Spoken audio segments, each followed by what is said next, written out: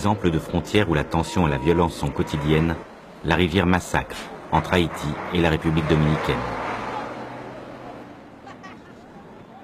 Autrefois possession française riche et prospère, Haïti, peuplé par les descendants des esclaves venus d'Afrique, est aujourd'hui l'un des pays les plus pauvres de la planète.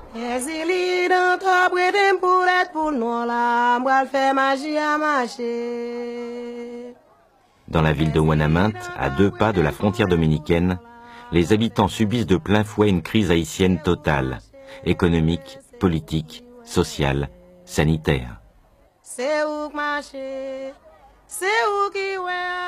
Pour survivre, ils sont de plus en plus nombreux à tenter leur chance en République dominicaine. Plus loin là-bas, c'est la rivière Massacre. Donc quand je vais travailler là-bas, je suis obligé de traverser la frontière. C'est là-bas qu'il y a tous les dangers. Moi-même, on m'a renvoyé 2 fois en Haïti. J'ai donc fait 2 voyages pour rien. Ça m'a rapporté que du vide, des coups de bâton et la faim.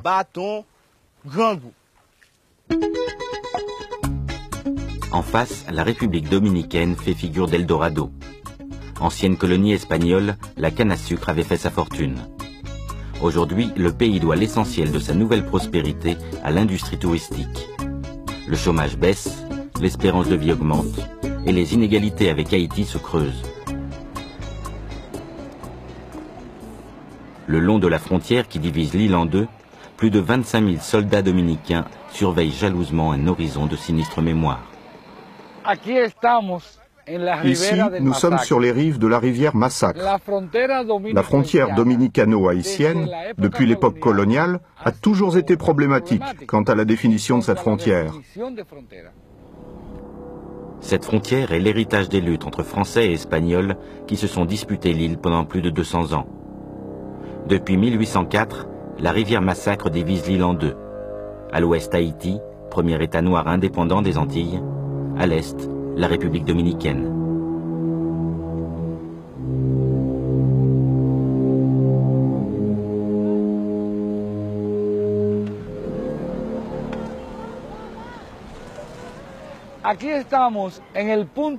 Ici, nous sommes au point le plus sensible des relations dominicano-haïtiennes à la frontière nord-ouest. À l'est, nous avons Dajabón en République dominicaine, avec 65 000 habitants. À l'ouest, Ouanaminthe en Haïti, à 10 minutes à pied, avec 89 000 habitants. Tous ces gens sont en relation entre eux.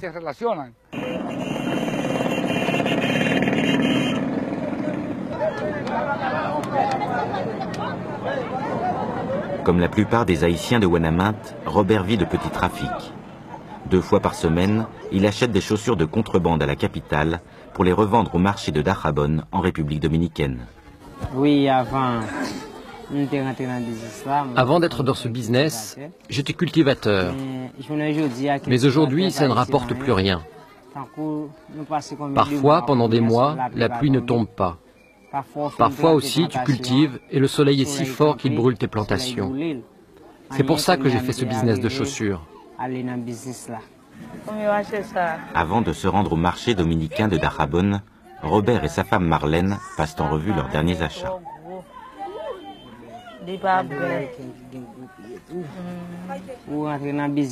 Il y a trop de monde dans ce business. Toi, tu achètes de la marchandise bien chère au Cap Haïti, et quand tu arrives du côté espagnol, les Dominicains ne veulent pas te donner le vrai prix pour ça. Il y a trop de monde dans ce business, parce que notre pays ne nous offre rien d'autre.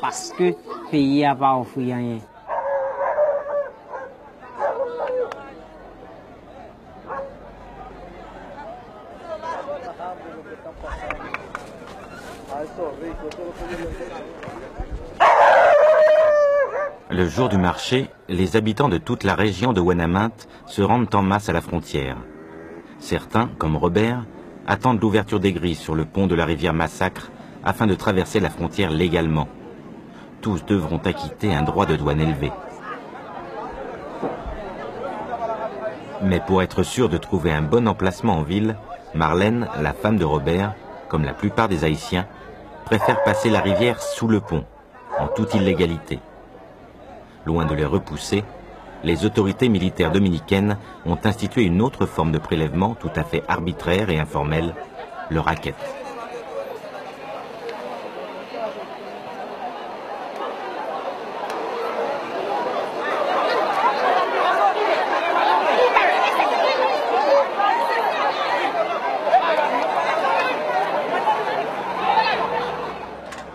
À 9 h, sur le pont, la foule peut enfin entrer en République dominicaine.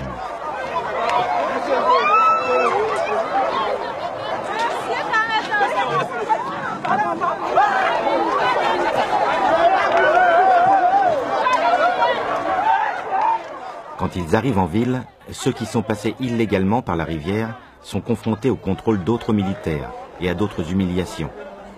Parfois, on va jusqu'à leur confisquer toutes leurs marchandises.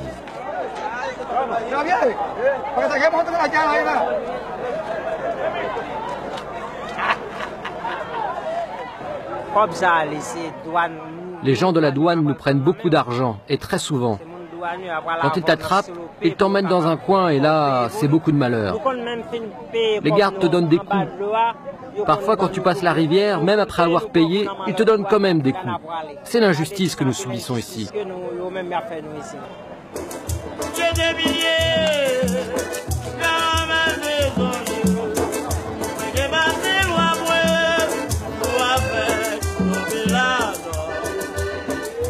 Au marché de Dajabón, où se mélangent dominicains et haïtiens, les militaires patrouillent sans relâche, à l'affût de la moindre irrégularité.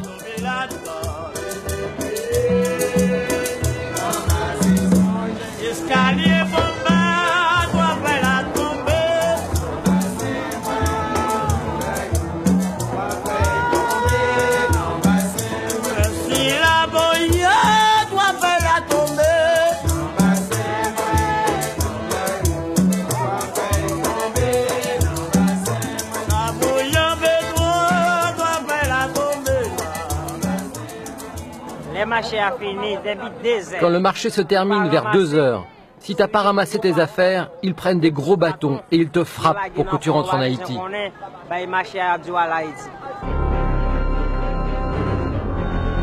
Au retour, quelques mètres seulement avant le passage de la frontière, les Haïtiens sont de nouveau victimes d'un racket organisé par des militaires en civil.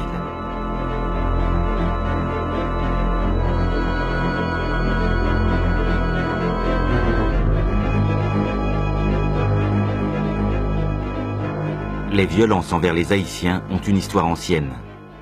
Rejetés par le reste du monde après leur indépendance et sombrant dans la misère, ils seront également victimes au XXe siècle de la folie meurtrière du dictateur dominicain Trujillo. En 1937, une fois la ligne frontalière bien définie, Trujillo fait un voyage à Dajabón. Il réunit ses collègues et les officiels de la ville et il va jusqu'à leur dire que le ciel de la frontière est très noir parce qu'il y a trop de Haïtiens. Alors il donne un grand coup de pied et il dit « Il faut en finir avec ces gens-là ». À partir de là a commencé le grand massacre de 1937, au cours duquel 15 000 à 25 000 Haïtiens sont morts.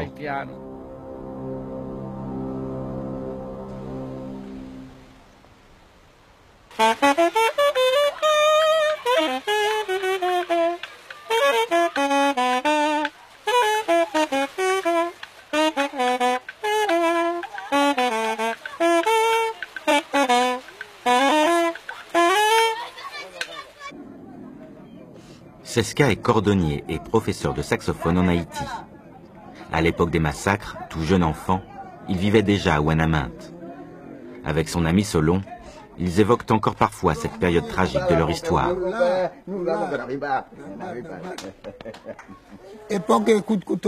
À l'époque des coups de couteau, j'avais un oncle qui habitait du côté espagnol.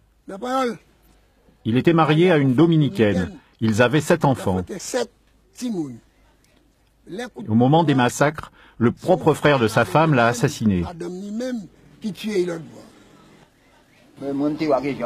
Moi, voilà ce que j'ai vu de mes propres yeux.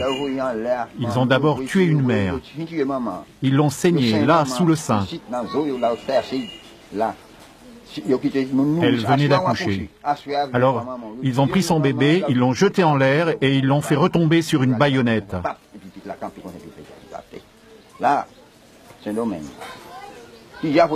Après avoir vu ça, je ne suis plus jamais allé à Saint-Domingue.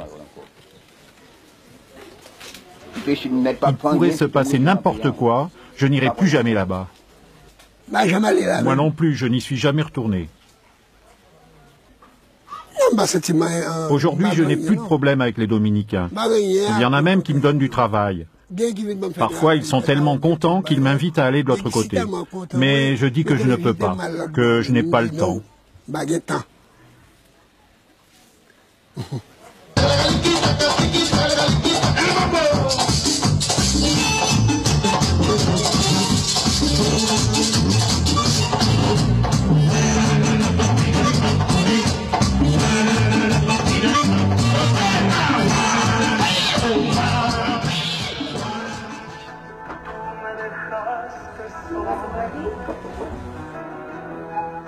Le linge intérieur de mes filles et le mien.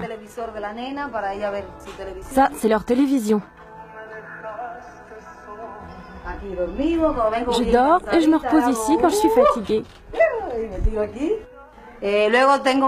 Et voici ma maison, qui est le fruit de mon commerce. Altagracia est dominicaine. Depuis 15 ans, elle dirige une association commerciale dont l'activité très lucrative consiste à acheter des vêtements de contrebande en Haïti pour les revendre légalement à Saint-Domingue. Chaque jour, Altagracia franchit la frontière pour se rendre en Haïti.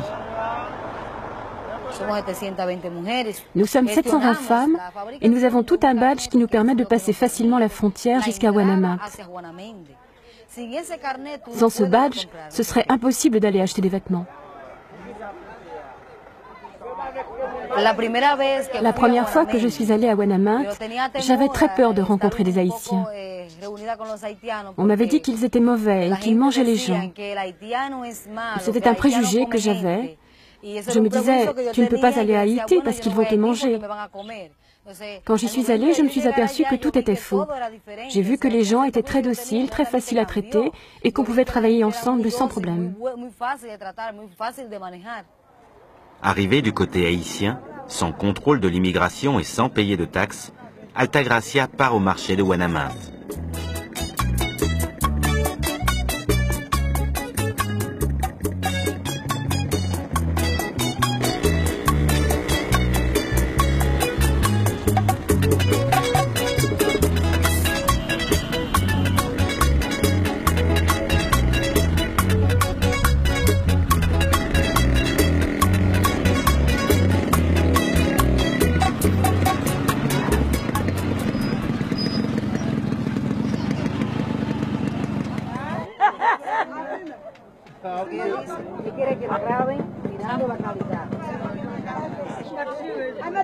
Pendant longtemps, le commerce de vêtements, comme la plupart des échanges frontaliers entre Haïti et la République dominicaine, se faisait en contrebande. Les efforts d'Altagracia ont permis de légaliser ce commerce qui est devenu l'un des plus dynamiques et des plus rentables de Guanamate.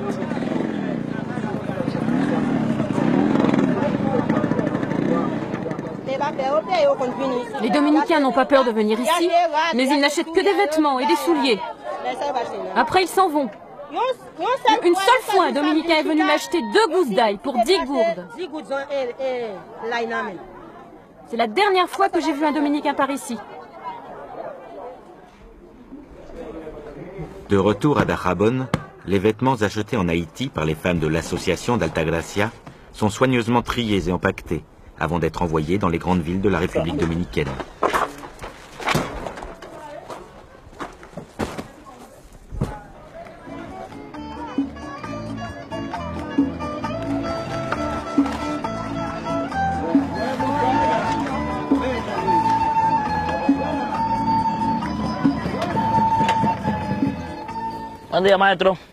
Juan est un mécanicien dominicain. Il gagne sa vie des deux côtés de la frontière en effectuant lui-même des réparations en Haïti. Mais ces déplacements du côté haïtien ne se font pas toujours sans une certaine appréhension. La première fois que je suis venu du côté haïtien, j'avais 14 ans. C'était avec mon père. J'avais peur et il y a toujours beaucoup de Dominicains qui ont peur de venir en Haïti.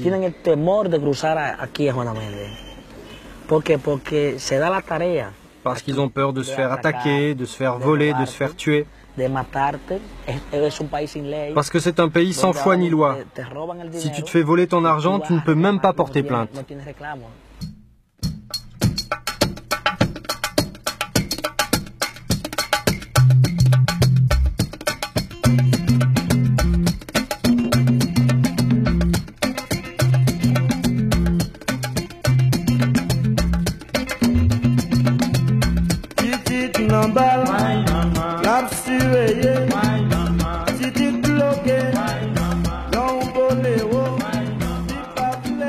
Deux fois par semaine, Juan se rend en Haïti.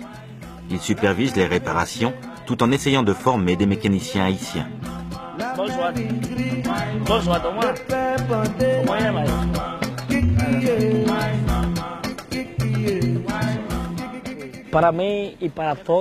Pour moi et pour tous les habitants de Dajabón, quand la frontière est fermée, on se prive de beaucoup d'opportunités de commercialisation, de ressources, de futur. Quand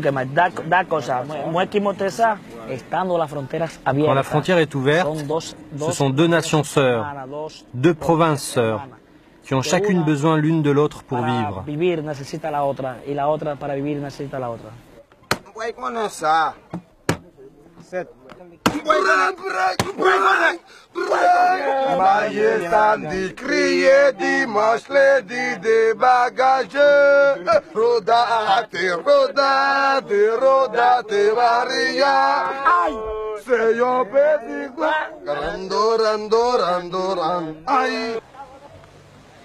Parfois, la rivière devient un lieu de plaisir et de simplicité où l'on oublie pour quelque temps qu'elle sépare deux mondes que beaucoup de choses opposent.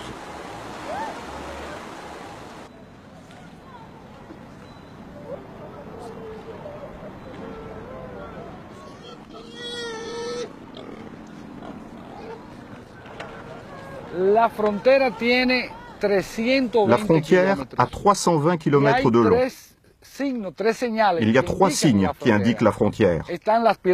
Les bornes, les arbres et les barbelés.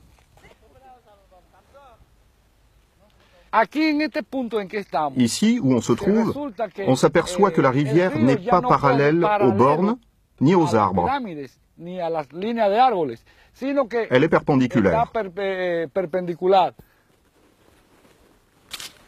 Ainsi, selon le tracé de la frontière, un même côté de la rivière peut être parfois en territoire haïtien et parfois en territoire dominicain. Cette situation est source de nouveaux conflits, comme pour Saül, cultivateur, qui travaille à proximité de la rivière Massacre. Tu vois l'état de ma plantation? Ce riz est dans cet état parce que les Dominicains ont creusé un canal le long de la frontière. Il sert à jeter le trop-plein de la rivière Massacre. Quand l'eau montait, ça inondait nos champs. On avait du maïs, du pois combo, des pommes de terre.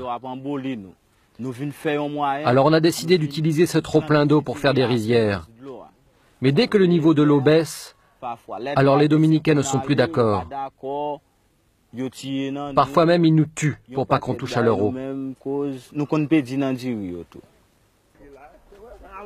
À quelques mètres seulement de la parcelle de Saül, les rizières dominicaines parfaitement irriguées s'étendent sur plusieurs hectares. Cecilio en est le propriétaire. Pour entretenir ces rizières, il emploie une main-d'œuvre exclusivement haïtienne et illégale.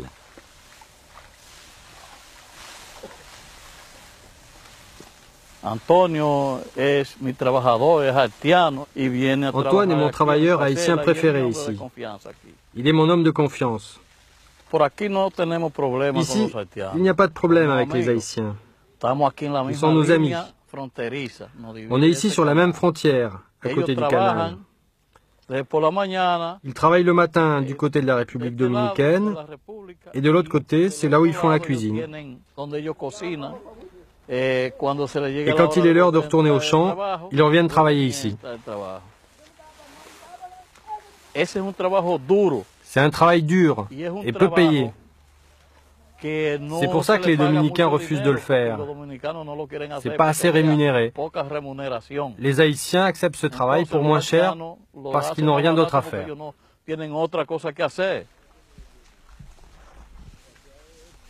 Un petit travail comme ça, nous on le fait en un seul jour. Un Dominicain, lui, il va mettre 2 semaines et on va le payer plus cher. Nous, on nous donne un petit caca de monnaie. 80 gourdes par jour, mais pour un Dominicain, c'est 150 gourdes par jour. Nous, les Haïtiens, on est en train de mourir. À partir du moment où on arrive dans ce coin-là, ils nous tuent. Quand on essaie de traverser la frontière, ils nous cachent dans les bois et ils nous tuent. On n'a pas de valeur pour eux. Quand on veut travailler, on doit traverser, mais ils nous tuent. Pourquoi on y va quand même? Parce qu'on n'a pas de travail, parce qu'on crève de faim, parce qu'on ne peut pas envoyer nos enfants à l'école. On est obligé de venir ici pour aider nos enfants. Mais si on avait du travail en Haïti, on ne viendrait pas enrichir notre pays.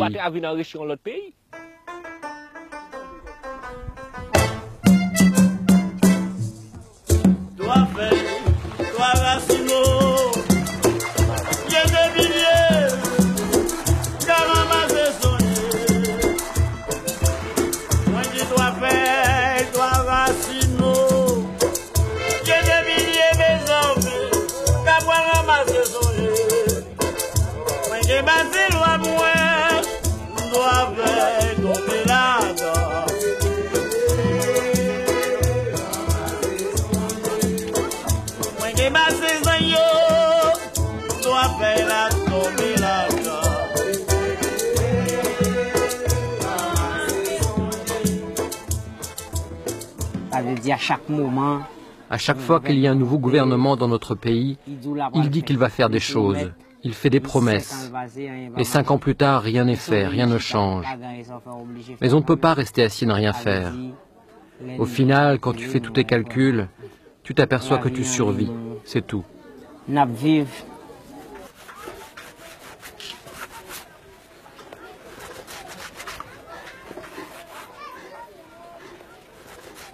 Le plus souvent, les Dominicains te respectent quand tu as un passeport.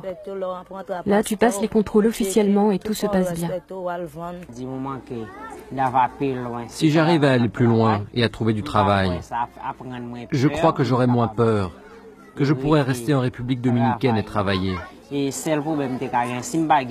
Sans passeport, l'immigration pourrait me renvoyer en Haïti. Mais si j'en ai un, je pense qu'il n'y aura plus de danger. Le coût d'un passeport est très élevé pour un Haïtien. Et les autorités de Saint-Domingue ne délivrent les permis de travail qu'au compte-gouttes. La main-d'œuvre haïtienne à bas prix n'est jamais aussi attractive qu'en étant illégale.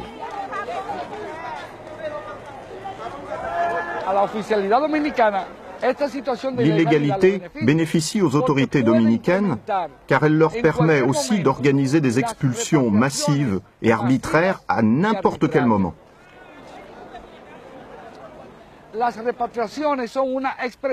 Les expulsions sont comme une soupape de sécurité pour le gouvernement dominicain, car elles détournent l'attention de son peuple.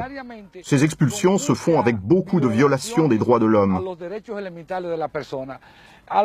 L'immigrant haïtien, on peut l'arrêter au travail, dans la rue, dans sa maison, le jour, la nuit, à n'importe quelle heure. Peu avant la fermeture de la frontière, à 5 heures, les Haïtiens s'empressent de retourner en Haïti, jusqu'au lendemain. S'il vous plaît, je ne peux pas passer avec ma brouette. C'est trop tard, il fallait arriver avant.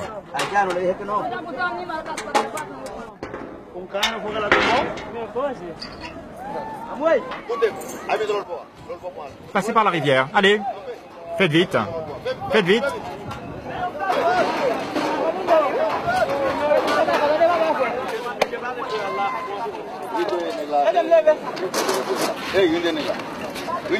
Dépêchez-vous.